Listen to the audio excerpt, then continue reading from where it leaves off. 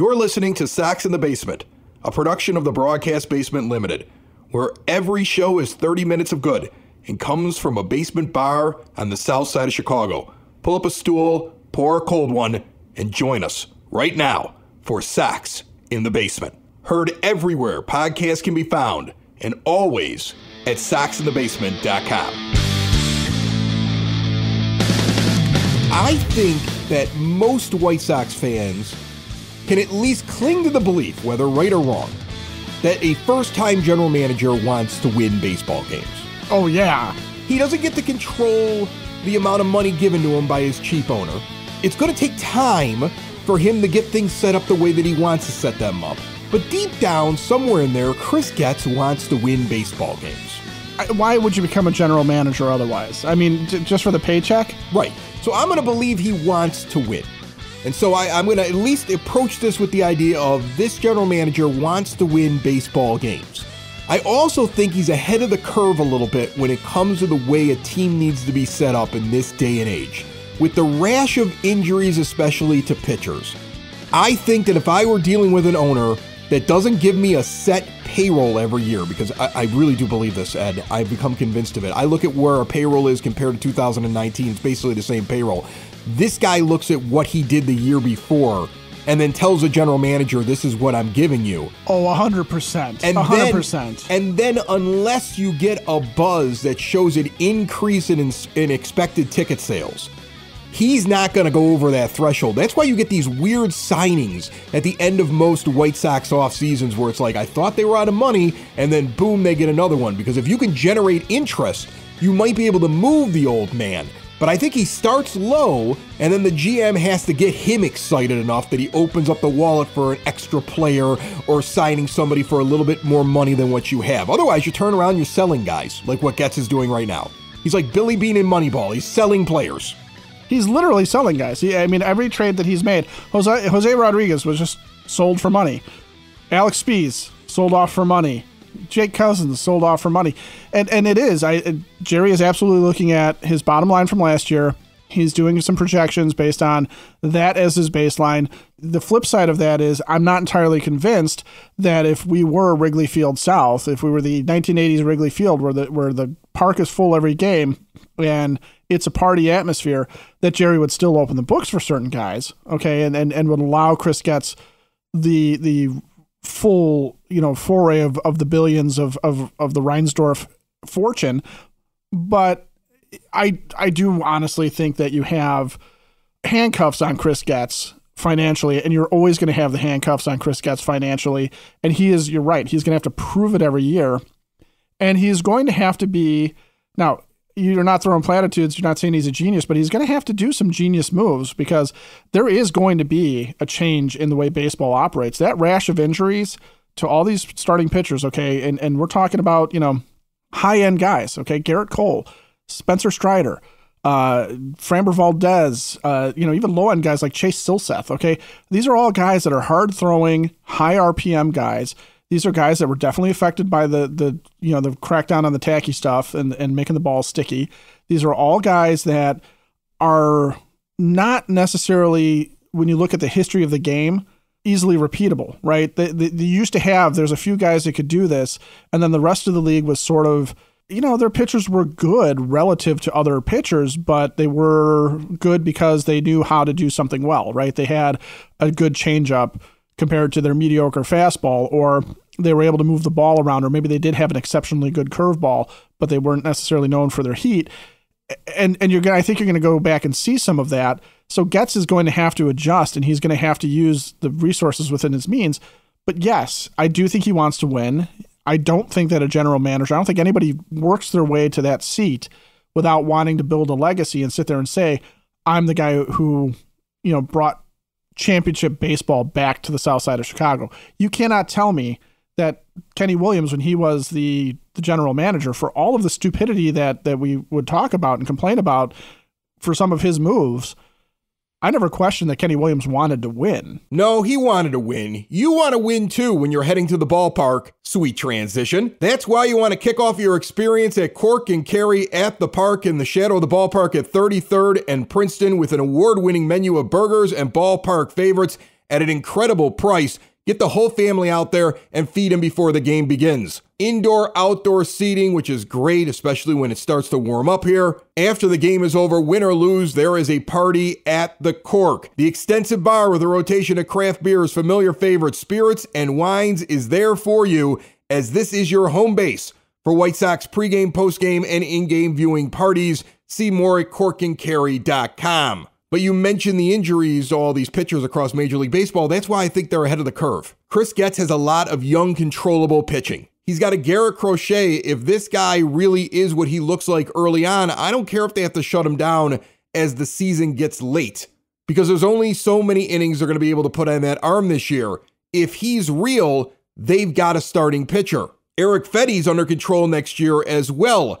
Nestrini's on his way. Thorpe is likely on his way, and there's going to be other arms as well, and that makes an awful lot of sense. More pitchers, less throwers, a lot of control, a lot of young arms, because you're going to get these crazy injuries, and your owner isn't going to go out and give you the big contract needed to sign a lot of free agent pitchers. So that's what they're doing with the pitching, and they're working on the whole idea of defense in a White Sox way, which is great. You got to be able to field your position. But I want to look at what this team has right now that they can use in their lineup next year, what they have that is of value, and then what can easily be injected into the team and replaced. Because here's the thing that Chris Getz is going to have the kickoff next year. He's going to have a lot of money. Even if Jerry Reinsdorf gives him nothing more, let's say that the payroll stays right at $80 million again. He's going to start the season at 40.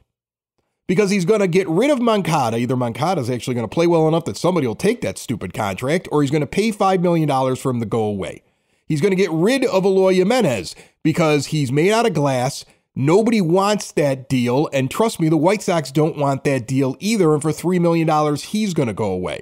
He's going to start with $40 million on the payroll, and he's going to have a young pitching staff. So then what does he really have, and what does he need? Well, he has an all-world center fielder that needs to work on not hurting his hip flexor so much, but let's just assume that we have him in center field, and he's definitely a guy that can bat anywhere, so he's in the top half of your lineup. We have him.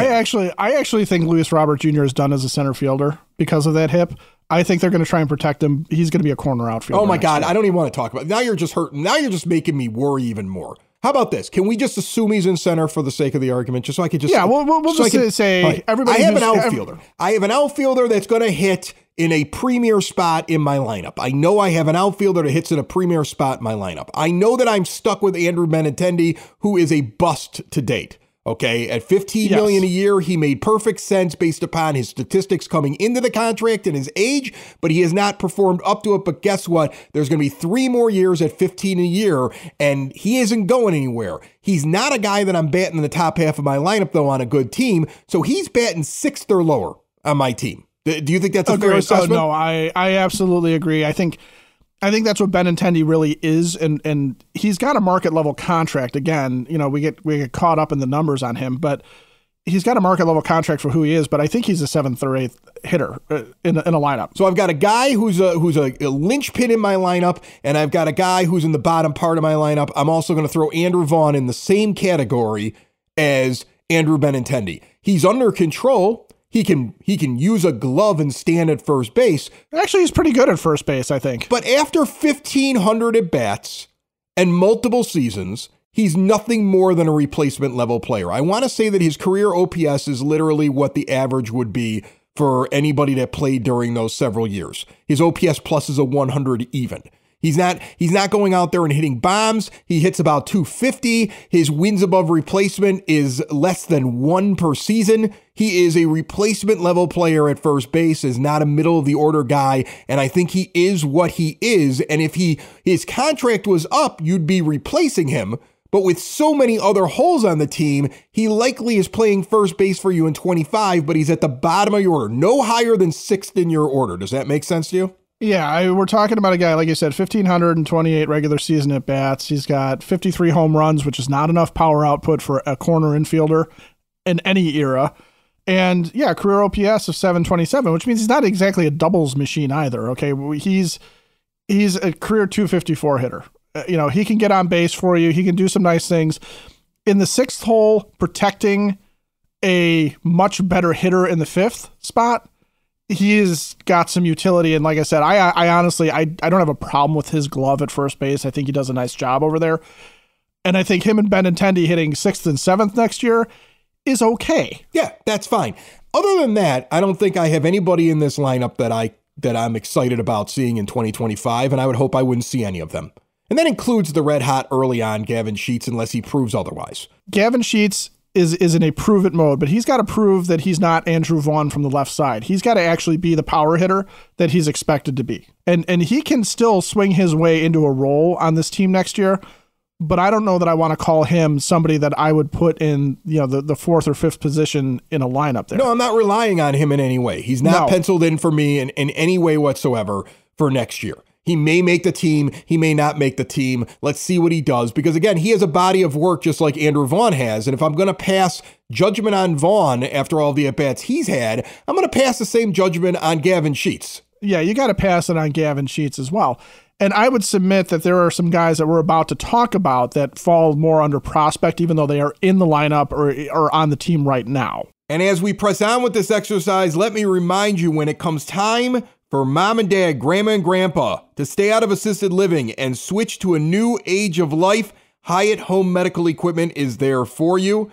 They will help you. Make it so they can get around on their own, live independently. Stair lifts, ramps, grab bars, lift chairs, even bathroom remodeling. And it's not going to cost you as much as you think it will, because they're going to work with your insurance and they have 0% financing for qualified individuals. If it's not that, but you're more about CPAP machines, a lot of people using them, unhappy with your vendor, switch and get supplies directly mailed to you from Hyatt Home Medical Equipment, plus test it all out in their brand new showroom. They also have the latest in continuous glucose monitors. Learn all about Hyatt Home Medical Equipment at hhme.com. You talk about guys that are already on the roster. There's not a lot that I haven't mentioned so far that I care about for even next year.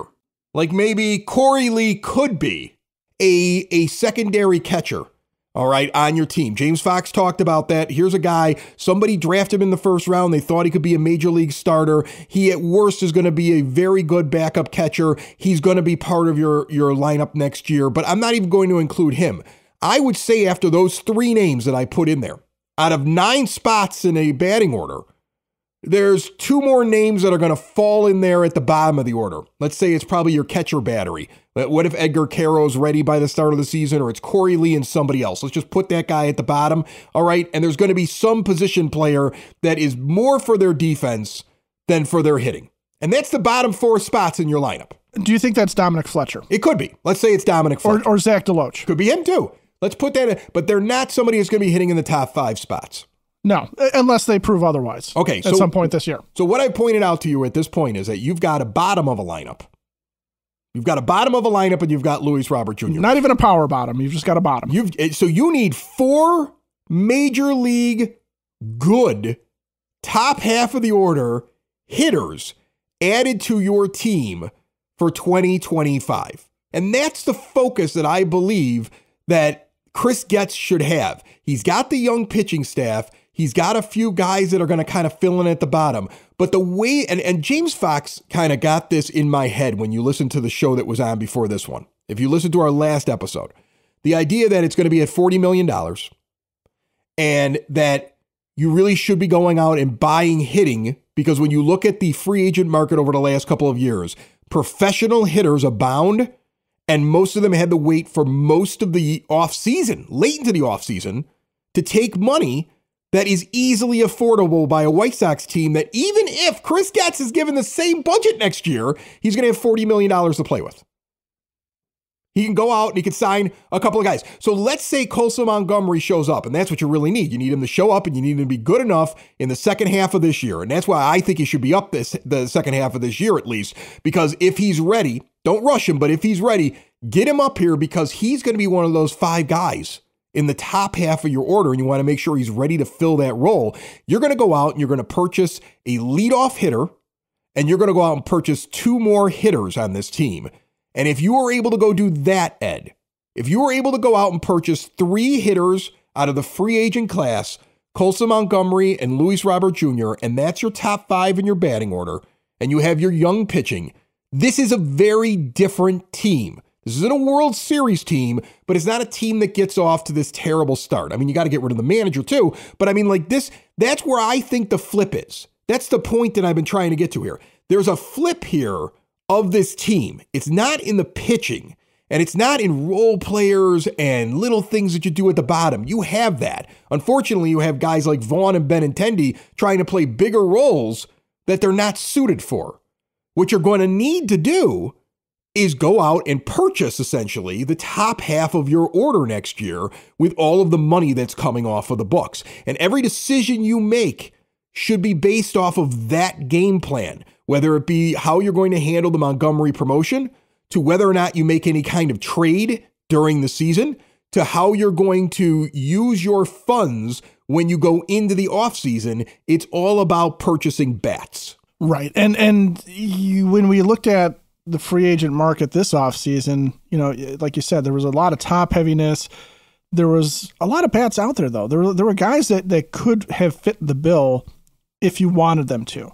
And next year, you can actually look and start to identify some names that would go really nicely on this team. They're not necessarily young guys, okay? They're not necessarily making this a rebuild team, okay? But there are possibilities, for example, in the middle infield, because unless the Yankees extend him, Gleyber Torres will hit free agency, right? Willy Adames is not a bad shortstop. He's not a bad offensive player for Milwaukee. He's a decent option at shortstop if you decide Colson Montgomery isn't going to play short and he's going to play third. I think he's going to play short, though. They're going to make him a shortstop. I do too. I do too. But I do think that there comes a point in roster construction where you do start to look at it. And the Orioles are kind of doing this too, because half their prospect list was middle infielders, where you do start to sit there and say, okay, maybe this guy isn't going to be the shortstop that he was drafted to be. Maybe he's going to be something else, because we have an opportunity here to fill that position with somebody who we like better than, for example, a third baseman that's on the market. Okay. So I'm envisioning that Colson Montgomery, yes, he will be the shortstop of the Chicago White Sox, but I also am willing to bet that if Chris Getz has an opportunity to fill that role with either an established major leaguer or another major league ready prospect who profiles similar to Colson Montgomery, that one of those two guys is not going to be a shortstop, even though that's what they were brought up to be. And I don't think shortstop in this particular situation for the White Sox is one where it's like, if you're not the shortstop, you're the second baseman, because they're going to have to fill third base too. And so you have those, I think they're going to be looking for defensive flexibility in that regard too, right? And guys that they can put maybe into a different position, and you're not going to run into Tim Anderson will only ever play shortstop for this team. You're going to have to run into a guy that's sitting there going like, yeah, I've been a shortstop, or I've been a third baseman, and I'm willing to move around. Or a guy like Ha-Seong Kim. I don't know if you really want him on your team, but by way of example of a guy that plays all over the place, and he'll probably just do whatever you ask him to do, right? Well, there's a lot of bats at first base, so your DH, I think, is coming from that position, just realistically. Which again, yes. And you could sign that guy for a couple of years, because Andrew Vaughn ain't blocking anybody. If you decide you need flexibility the next year and you want to add another bat, and then you need that guy to move over and play first, Andrew Vaughn ain't blocking anybody with what he provides to this team. So, I mean, like, I think that they're going to add a big bat, I think, from the class of Goldschmidt and Pete Alonso and Hoskins and Rizzo and Josh Bell and Tellez and like Christian Walker out there. They're going to find a bat, I would think. Yeah, of those guys, who would you want? I don't know. I'm just reading off names at this point. I'm not diving into stats. Who knows what they're going to be this year? That's true. You know what I'm saying? Like, who knows? It's 162 games. We want the season to be over, right? Like, we want to just hit the simulation button and just get the 2025. Because we can fast forward this. We can fast forward this team very easily right now. Right. But the point that I'm trying to make is this.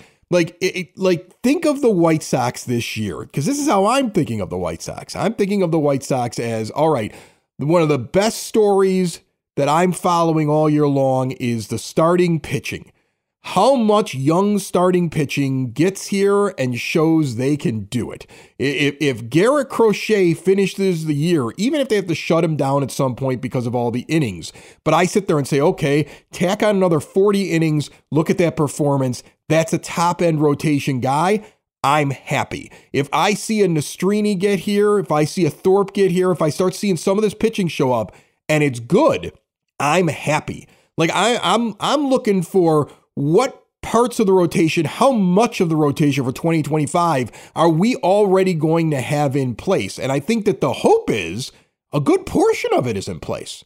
That, I mean, with Crochet and Fetty and Nastrini and Thorpe hopefully kind of getting here and figuring it out, you could have 4 out of 5 already slotted to go, and you'll see these positive things. That's like been the one thing. Like, look, they're losing games, but starting pitching, especially the second time through, has been relatively good. And I think they have a lot of talent that they've been able to identify with the pitching that they put into the rotation. I think when we get to the end of the year, we're going to sit there and say they actually are not having a problem finding 5 arms in their rotation and keeping depth, which was always a problem. So I think they're solving that problem right now. So that's the one storyline I'm really watching. The other thing is Colson Montgomery. When is he ready? When does he arrive? And by the end of the year, can I slot him in one of those top 5 spots with Luis Robert Jr.? Because if I can't do that, we're in big trouble next year. Right. If he comes up and he's Andrew Vaughn, then that's a problem. And the bat doesn't translate. If he's Gordon Beckham, that's what I worry about. Every time I have a prospect, I remember Gordon Beckham's first game was getting standing ovations. And he never turned out to what they kept telling you he was going to be, right? Even Paul Konerko was pushing the hype. He's like, oh, he's going to be a star. And, he's a nice guy, it seems like. I'd love to have him on the show. But even he would have to admit that he never turned out to what he was hyped to be.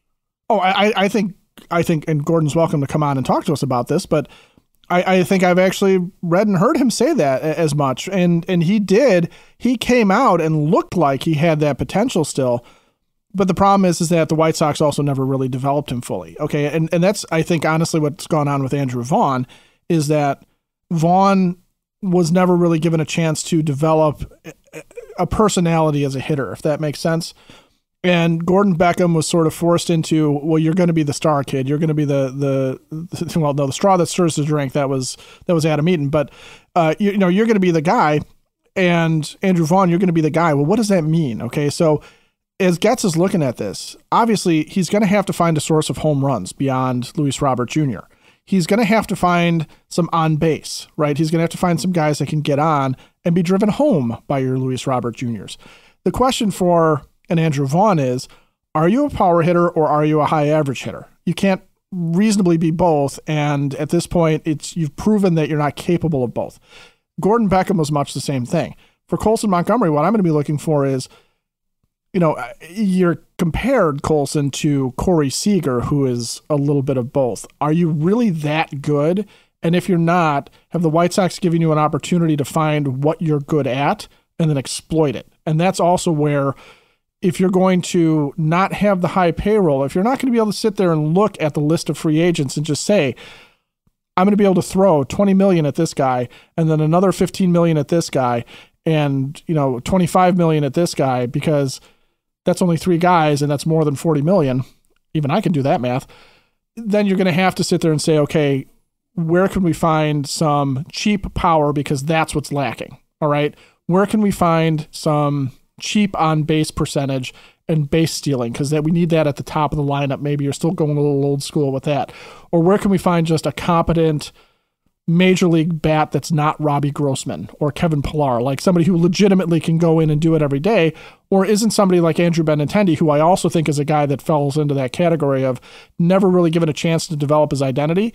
And that's why he spent the offseason eating extra pasta thinking he was going to be a home run hitter when he's never been that, as opposed to just the guy who went out and played ball when he was with the Red Sox.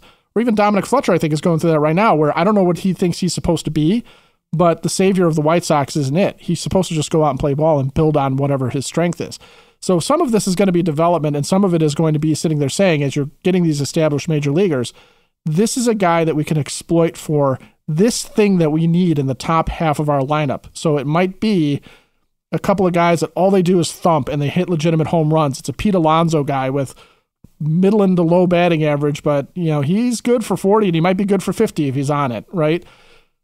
And that guy's going to be sitting there backing up Luis Robert Jr. Or you might be looking a little bit more at the bargain barrel level first baseman, because there's some guys there that can thump like that too on the cheap. They're just not good for 50. They might be good for 30. but 30 might be all you really want out of that. So there's a lot to look for when you're trying to build like this. But I do think you're right that this is where the flip happens, and then Getz has to maintain. He's got to continue to stockpile cheap arms as time goes on, which means a name that you've conspicuously not mentioned at all in Mike Soroka, who is an asset here that could be a very valuable one. Yeah, but you don't have him signed next year, so you got to do that. I don't want to assume anybody that isn't signed. So you're right. I think he should be here. I think if I'm Chris Getz and I continue to see him performing, I'm starting to try to figure out, well, can I get him, and can I get him at a good price now? Oh, that's the key, though. Yeah. That's the key is, can you get him at a good price? Because if he's going to cost a premium, if I'm Chris Getz, even though Mike Soroka might be a winning pitcher, you're going to let him go because you need to go buy hitting. And I might let him go this year to try and find more of that hitting, or to bring back more of a stockpile of arms.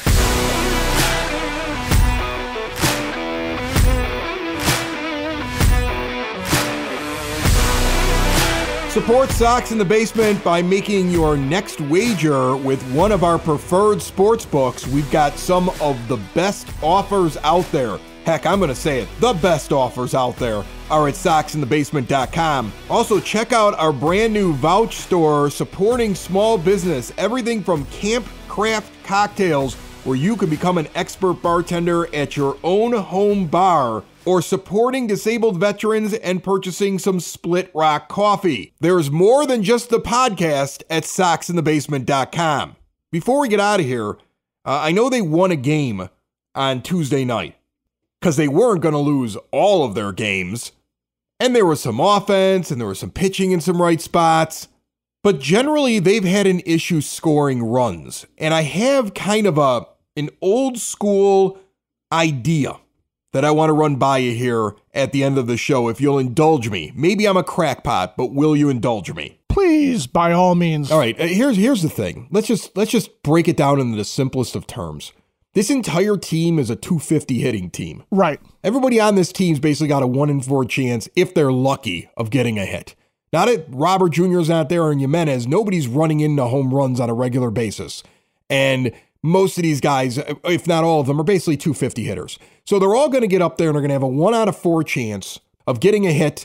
They may draw a walk, but they may also hit into a ground ball that could cause a double play. In fact, I would say you also have a 1 out of 4 chance of... Like Andrew Vaughn, the king of grounding into double plays in clutch situations. Of hitting into a double play. So if everybody basically has got about a 1 out of 4 chance of getting a hit, and a 1 out of 4 chance when they come to the plate of grounding into a potential double play, and you know this as a manager, when your leadoff guy gets on, and I know this is going to drive the new school kids crazy, I would contend if you get your leadoff guy on, and you've got a lineup like this, and I think Guillen touched on this a little bit with running a lot more, like he thinks you should be running, trying to make something happen. But if you've got the next 3 guys up and they all got a 1 out of 4 chance, and a guy standing on first base, you need 2 hits really to get him in. You're not normally going to get him in with 1. What are the odds that's going to work out for you before you get the 3rd out? Not very good, which is why we're seeing all these games where they have like 11 or 12 hits and they're not getting any runs in because they're spread out over the 9 innings and they can't string together multiple hits in a single inning because they're a 250 hitting team. So I would go back to the old school theory that if you bunt a man over and you sacrifice the out, you increase your odds. Because now with 1 out and the runner in scoring position only needing to get 1 hit instead of 2 with a 250 hitting team, you odds on have a greater chance that one of those 2 guys is going to get that hit. It's not going to happen every inning. You're going to have that guy stranded out there a couple of times, but you may knock in a run or 2. You may score 3 instead of scoring 1. You may score 2 instead of scoring none. It just seems to me like we're still going up there acting like, well, we don't want to give up the out and we don't want to try to advance the runner and we don't want to try to steal because somebody's going to hit a home run with an entire team of guys that don't hit home runs. Like, you can't manage station to station baseball and wait for somebody to get a hold of one when you got a bunch of 250 hitting baseball players that are going to get 15 home runs this year over 162. No, you're not nuts. So what is this boob on the bench doing? Because he doesn't know what he's doing out there right now. He has no clue what he's doing. Like, we're talking about what you need for 2025. You definitely need a new manager because this guy can't figure that out. that's all you ask a manager to do in game situations is put guys in the situation where they're going to succeed and do what you can with the resources you have to try and generate runs or try and prevent runs, if you're talking defensively. And you're right. Station-to-station baseball on a team that is not going to hit home runs. I'm looking up and down the lineup. I'm looking up and down. There's nobody on this team right now who is active who has had more than 20 home runs in a season, except for I think Paul DeYoung, but he's so many years removed from that I can't even count him anymore because it seems like a different Paul DeYoung, and this is pod person Paul DeYoung that took over for him at one point that could still play shortstop but never learned how to hit. And if you're going to have that type of a lineup, I would much rather watch them run themselves out of innings than ground into double plays. I would much rather watch them bunt a guy over and leave a guy stranded because the next fly ball that went out to the outfield was a little too shallow than to not have an opportunity to get him past second base. Absolutely, if you're not going to have a team full of guys that can hit the ball out of the ballpark, you've got to run, you've got to generate offense, you've got to do something. And so far, Pedro has shown us, we'll go back to right at the beginning of the season where he pinched runs for Andrew Vaughn with Kevin Pillar, and Kevin Pillar is standing there like they were erecting a statue of him outside of first base as opposed to even trying to steal the base.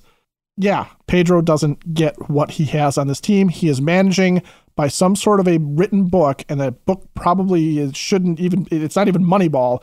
He's managing by like Earl Weaver's book from the 1980s Orioles. Earl Weaver, though, knew what he was doing much more than Pedro Grifol. Listen, no doubt. As we're talking about it, I've just seen a quote from a Joe Cowley article in the Sun-Times where he says, and quote, perfect way to end the show, and perfect timing for this discussion, because as you're talking, I'm looking at things going on. This is from the article, quote, a source recently said that Reinsdorf, who is also the chairman of the White Sox, knew that manager Pedro Grifol had put in a fireable season by midsummer of 2023, but he wanted to wait at least a year so the dead money wasn't as big a hit. Pedro's gone, folks. It's just a matter of time because your owner is too cheap to pay him to sit at home. There's the bottom line. The biggest hitter on the White Sox roster is Pedro Grifol's dead cap money. Sox in the basement. Sox in the basement.